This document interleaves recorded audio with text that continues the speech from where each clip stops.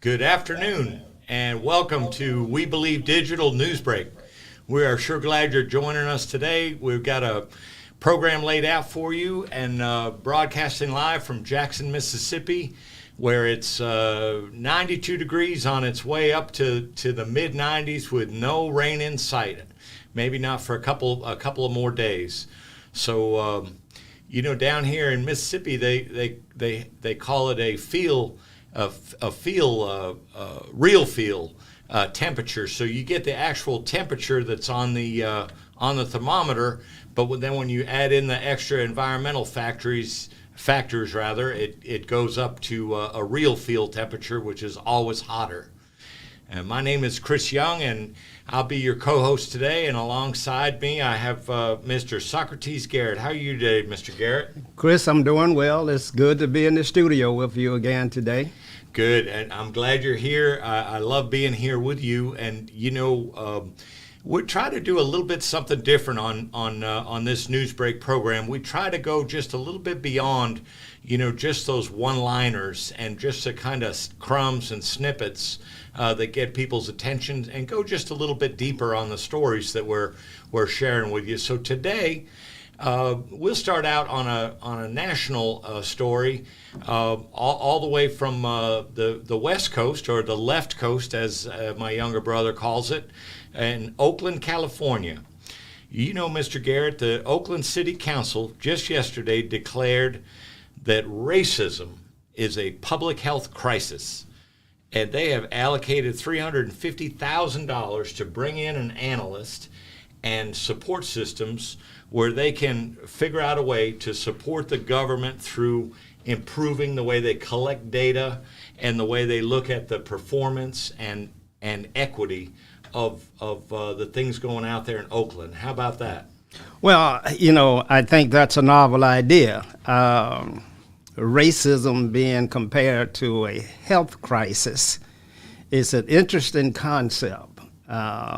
We certainly know that racism has an impact on the quality of life. And I guess inside of that quality of life bubble, there exists health and health-related issues. Mm-hmm. And so in the state of Mississippi, for example, with our government refusing to expand Medicaid, we've never looked at that as a racist issue, mm-hmm. but according to Oakland, it could very well be described as racism. Could well be, and we know about the health disparities typically between some different racial groupings, and certainly we know, like with this pandemic, we know that African Americans are more, due to pre-existing health conditions, are more susceptible to the dangers of the pandemic. That's been put out since the very beginning.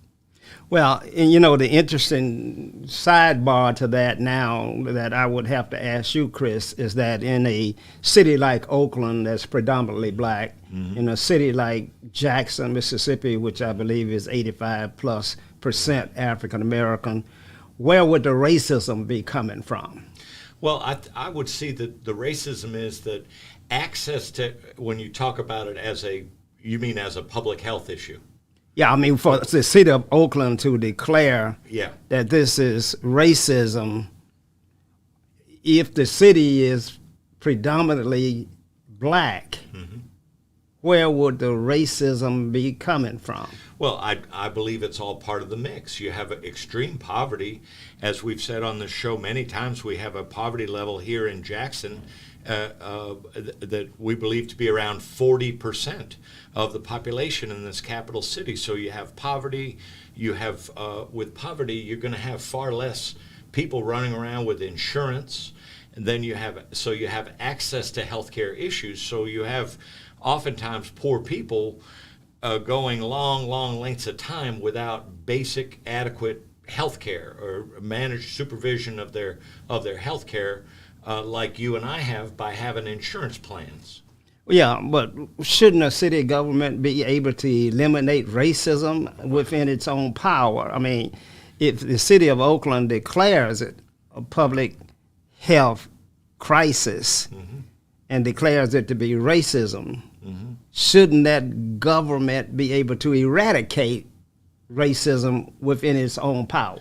Absolutely. And maybe this, I mean, I had not heard this anywhere previously. This is the first time I've heard of a piece of government saying that racism is affecting the health of our city. So, the way I would look at it at this point is this is a first step. Now they want to get a data analyst in there and start looking at all the details, and next will come the numbers, and so then they'll be able to prove their case. So I look at this as a first of probably many steps. Well, it'd be interesting. It'd be interesting to follow this concept, and certainly I would like to see how it applies on a local level to the city of Jackson. Racism, public health crisis, economic crisis, crime crisis, all of those things are there, and we elect people to be able to correct, reverse, address, improve upon the issues in our community. And so why I keep asking that question is because I guess we had to get right down to the essence of the question is, can black folk be racist toward black folk? Yeah. What a question. Yeah. The answer has to be yes, but it's almost inconceivable. Well, and I don't think the answer is legally yes. Right. I think that if you go into the courts and file a complaint of racism, and both the parties are of the same race, I think the courts would be perplexed on how to make that charge stand. Right. Yeah, but you're really talking about, are you acting in the best interests of your own people here in a city? You're in a position of power and authority, legislative, have the legislative power of the pen. But what we see here in Jackson is nobody taking the lead to actually do things with that power of the pen to benefit this majority black city. We see them passing the buck, pointing fingers at other people, coming up with some rationalizations of things that just, do not pass the test of reasonableness. They're laughable. Wow. Well, I want to send a shout out to all of our viewers out in Oakland, California. You guys got it going on out there.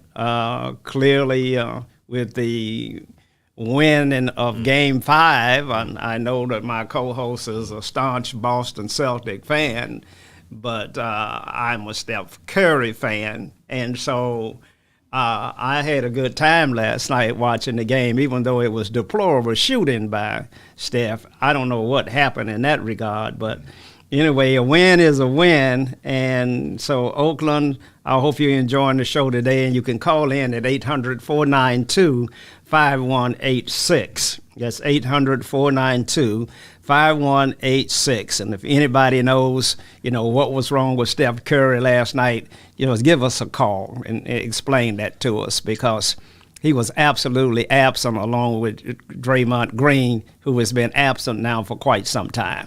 But Chris, thank you for bringing Oakland up so I could get that little plug in. Yeah, and I'm not biting that hook for one second. But when I think about this, declaring racism a public health crisis, because so many things are intertwined, and people, like, for example, this crime is just the biggest story in the country right now.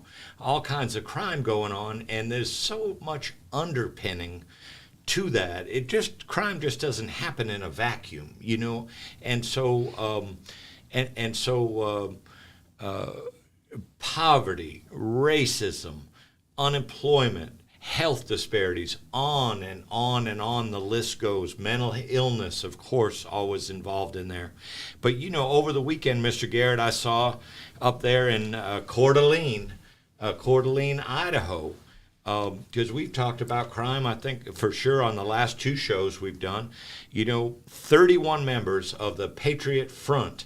Now, this is an organization that came out of the from the Charlottesville group, but they wanted to rebrand themselves because they got such bad press with that misbehavior and that racist, alt-right, white supremacist behavior up in Charlottesville in 2017. So they rebranded themselves. They now call themselves Patriot Front. But these guys, 31 of them, and the vast majority packed in the back of a U-Haul van. And you know what they wanted to spill hatred on? They showed up at a pride rally, a pride event that was going on, because that's what these white supremacists do. That's what this alt-right folks do. If you're not white, they'll show hatred to you.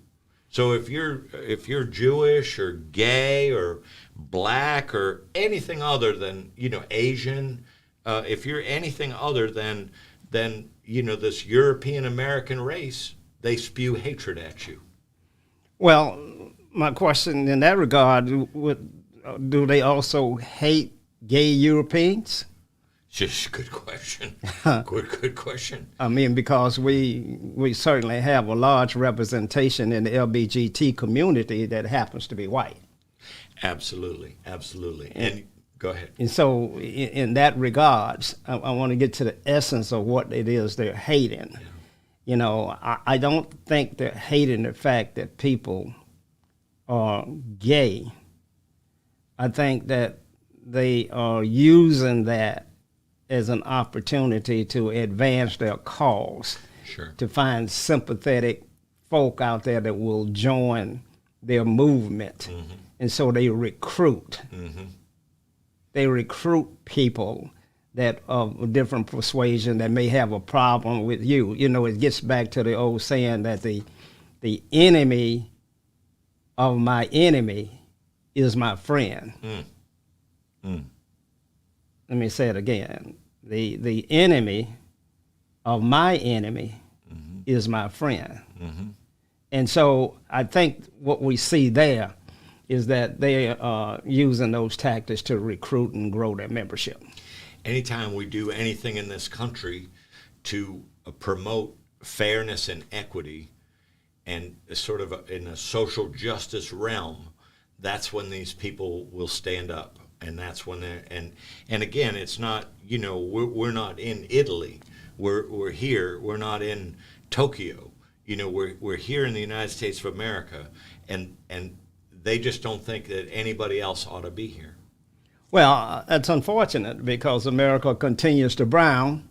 The browning of America continues at a rapid rate. Country of immigrants. Country of immigrants. And so that's unfortunate that one would have that persuasion, because I don't think there's a solution unless, you want to explore lands that have been uninhabited, and probably that's only on the moon or at the bottom of the ocean. And of course, there's been some talk that there would be colonizations of those areas.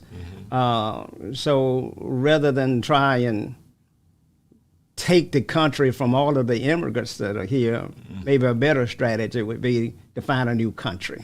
Exactly. How about you immigrate? Right. And how about you immigrate, I don't know, Finland or Sweden, something like that, because you're certainly not going to see minority races to the extent that you see here in this country of immigrants. Right. 95% white Europeans over there. Oh, okay. And so okay. maybe they'd be more comfortable there. And maybe there ought to be public assistance for anyone who wants to relocate to Finland. Match them dollar for dollar. Defer your travel expenses. Oh, wow. Yeah, so they were all booked on suspicion of conspiracy to riot. So that was just happening over this last weekend. And we've got a couple of minutes coming up before the break. I just was doing some research over the weekend and came across a database by Mother Jones, investigative journalism and so forth.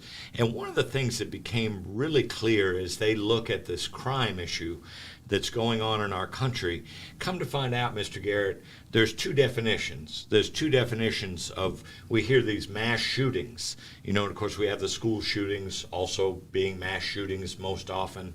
And so, but there's two definitions. But from the onset, the definition of a mass shooting indicated that at least a minimum of 4 people died as a direct result of that shooting. And so really, as you look at the last 40 years, they've compiled data that says, no, don't get me wrong, it's not that it's not a lot of people, but it's not anything like what we see on TV. So they've compiled data to indicate 553 fatalities in the United States over the last 40 years, from 1982 to this month. 2,516 total injuries. And come to find out, the shooters were 53% white, 17% black, 6% Asian, 8% Latino, 2.3 Native American. 125 out of the 130 shooters were male. The biggest age group was 45 of those folks were 26 to 40 years old. 16% were less than 21 years old. 16%. And shock of all shocks, it was in Jonesboro, Arkansas, 1998. The youngest shooter in these mass shootings was an 11-year-old. And so, but I bring it up because there's different definitions, because if we turn on a major cable network right now, we're going to see data about mass shootings with all kinds of numbers, but when you look at the fine print, you'll find out it doesn't match this whatsoever. So it appears that, I would say opportunistically, entrepreneurial, these folks have decided to expand. So anytime a gun goes off, they're calling it mass shootings, and that way they engage their viewers, their listeners, and so forth. Wow. Well, Chris, you're right. We have come up on a break. We're broadcasting live right here in Jackson, Mississippi from We Believe Digital Broadcast Studios. We're being seen all over the country, in places other than Oakland, California. We've been seen in Finland, and we've been doing a little recruitment for you down there in Finland. So maybe we'll see some movement in that direction. But we're broadcasting live in over 139 countries, and you can find us on Facebook, on YouTube, on our own platform, WeBelieveDigital.com, also on Roku TV. It amazes me to go to Roku TV and see our app sitting there between Showtime and Netflix. We Believe Digital. Download the app and watch all of these great shows. We have a constant lineup of shows running from 12 noon every day until about 9 o'clock at night. And so there are lots of things for you to see. Join us here in the podcast studio, and we'd love to have you here. Rates are very reasonable, and we have some sponsorships left for those that are aspiring journalists that are wanting to get their message out but find themselves unbudgeted. And so reach out to us at 800-492-5186. We'll be right back after this break.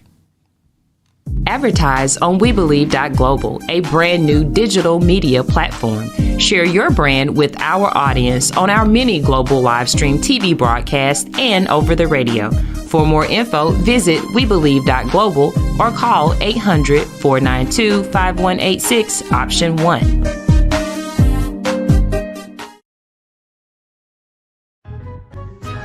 Are you tired of living check to check and looking for residual income? We have just the opportunity for you. Join us on Saturday, the 25th of June in Jackson, Mississippi, as we discuss the sexiest industry in the world, travel. Let's turn your passion into profits, whether it's on a full-time or part-time basis. Please RSVP or text to 404-915-8626. We look forward to connecting and taking flight. See you soon. Welcome back. Welcome back to We Believe Digital Newsbreak. And we hope you appreciate the sponsors for this show as much as we do. We're glad that you're here. We'll move on with the program today. There's a lot of things on the local level that for us to bring up. One of the issues, Mr. Garrett, is somehow or another the public schools in Jackson Hinds County, throughout Mississippi, got slighted on their funding this year by about $279 million, and that means in Hinds County $2.9 million less public school funding. How about that? Well, when you say you got slighted, what do you mean? Well, the report I read, and I'm a member of the local chapter of the NAACP, and they put this out right away. There's a reduction, not an increase, from the last year's funding. From the state of Mississippi? That's correct. Yeah. Oh, it was my understanding that we had more money in this state in education and in municipalities than ever in the history of the state. Everything. So how did we get slighted? I don't have the answer. It was just put out, and I wish I knew. I'm going to have to look more into that. But when I think about it in Hinds County, the impact, I just can't see how losing out on nearly $3 million is going to do. I mean, we have. It looks to me like 50% of public schools failing in Hinds County, and how is taking away $3 million for the next school year? How is that going to help? Well, it certainly is illogical. I mean, you have school districts that are in trouble, and you can't defund the school district. You certainly have to invest into the district with either, better programs or, recruitment of teachers and of academic professionals so that you can grow the public school district. Now, I know that you have indicated that the district is under challenge with charter schools and things of that nature, but I didn't realize that they were received less money than they had received the year before. Mm-hmm. At a time when we've got more money than we've ever had in the state. Yeah, that doesn't make much sense. I think that the governor of the state of Mississippi and the lieutenant governor and the speaker of the House are the three gentlemen that are in power in the Mississippi state government that's in charge of funding and who gets what. Mm-hmm. I think we should have them on the show. I think we ought to give them an opportunity to explain how this could occur at this time. Well, I'll reach out to them and see if they'll respond. Well, I happen to know all of them personally, and I think that they would be willing to come and share the situation, how they arrived at that. We had tremendous high hopes for Delbert Holzman, who was the lieutenant governor, was previously was the secretary of state, I believe. Mm-hmm. And so I know Delbert would share with us as to what's going on in our state government. Mm-hmm. But what are our local leaders saying about that? I haven't heard the school superintendents say anything about a crisis with funding, and so I know that the school district gets most of their money from property taxes from the city that they reside in, but I haven't heard anybody say anything, Chris. No, Benny Thompson made comments that he was looking into what was going on with that, since it's a statewide thing. District 2 Representative Benny Thompson, but there's been nothing in any reports that I've seen by any of the school officials in Mississippi about that. I also believe the director of the resigned or is retiring at some point, and so they have a interim person going in there to be head of the Department of Public Schools in Mississippi. Yeah, I think, I can't recall her name, but I think she's been in that position for 30 years or more, and so it's probably time for some new blood and for us to do things a little bit differently. It'd be interesting to know the funding mechanism from the state of Mississippi to the schools, districts themselves. no doubt it's going to be tied in with population. It's tied in with population, meaning that depending upon your enrollment in your school system, you get X number of dollars per child. I was at a community meeting a couple of weeks ago, and a state senator, Senator Norwood, Solly Norwood, had indicated that the enrollees in Jackson Public Schools, now I believe he said Jackson, not Hinds County, is down now to 20,000. Wow. The way he spoke about it is a significant, that's a significant decline in the overall enrollment. I think it had been 35,000 not too long ago. Yeah, Jackson was the largest school district in the state. The state. And certainly that was at the 32,000 population range. And then they became second to Tupelo, the school district of the Northeast Corridor. And so, but being down to 20,000 students is a major decline. That's over a third of your population that you would have lost in a short period of time. Is there a reason for that decline? I don't have, I really can't speak about that right now. I can look into that. Yeah. I think that I know that you are in conversations with Senator Horn and Senator Norwood. I think that our local elected representatives owe the population an explanation as to what is occurring with the funding inside of our education system, statewide. Right. Statewide. Right. I believe we have 180 school superintendents. And then we have 82 counties. And so some independent municipalities. Right, so you could have 150 to 180 school superintendents. And I know they have their own forums and their own convening to discuss these issues, their own associations. Sure. But I never hear anything about this kind of data. Right. And Chris, you won't get this on the local 6 o'clock or 12 o'clock, 10 o'clock news, because these issues require real journalism. Real deeper looks. It requires deeper looks, and you have to be really concerned about it. Yeah. Now, Chris, you were mentioning to me that charter schools play a role and have an impact on our public schools. Are charter schools growing in the state of Mississippi? Well, they're not growing. In fact, this last year, there were no new, the Charter School Authorizer Board did not admit any new charter schools. So as best I can tell, and I remember talking with you at the end of last week about this, as best I can tell, there's 7 charter schools. Now, you would think it's a lot more than that. What I discovered is that they do get penny for penny the same amount of money and they use Jackson as the base. So maybe even though if Tupelu's overtaken Jackson as far as enrollment, they're still using Jackson in their annual report. They still use Jackson as the benchmark.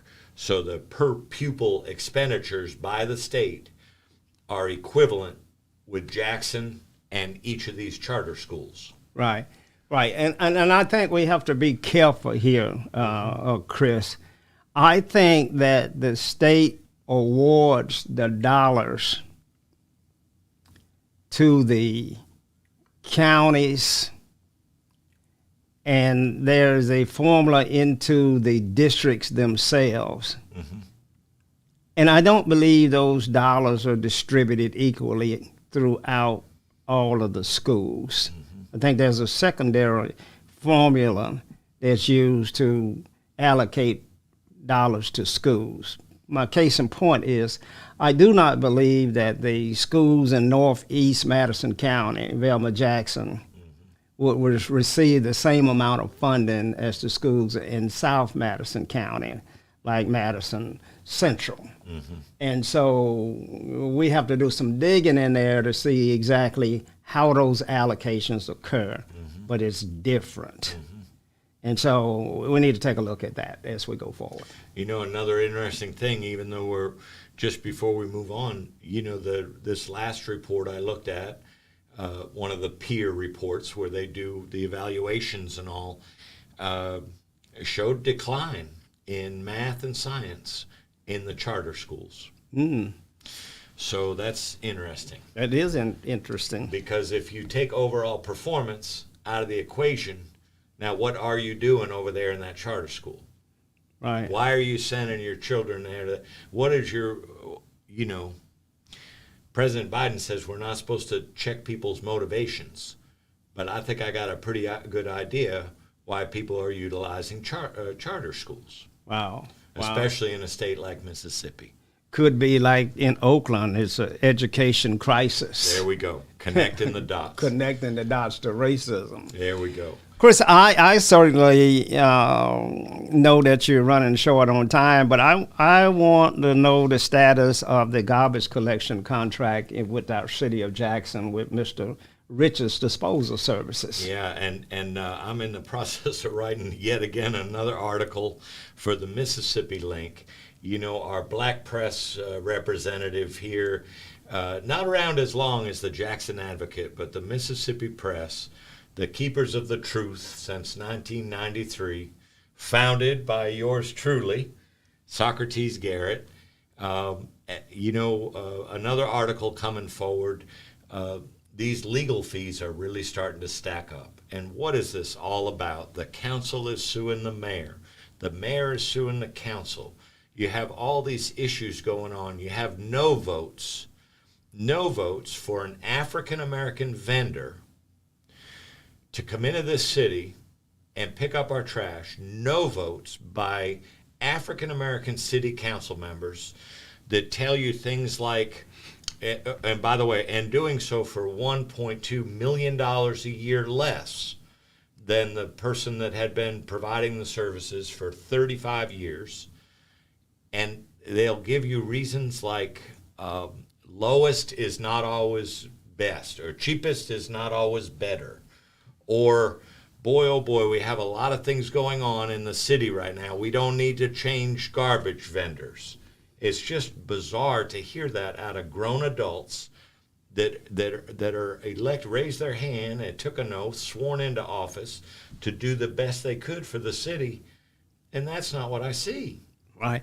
It's that and more. It's even worse. You know, you mentioned the fact that there was a $1.2 million savings, annual savings, to the city of Jackson.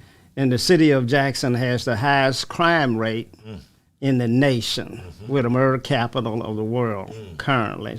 Statistically, you know, it's a dishonor to have that status. Of course.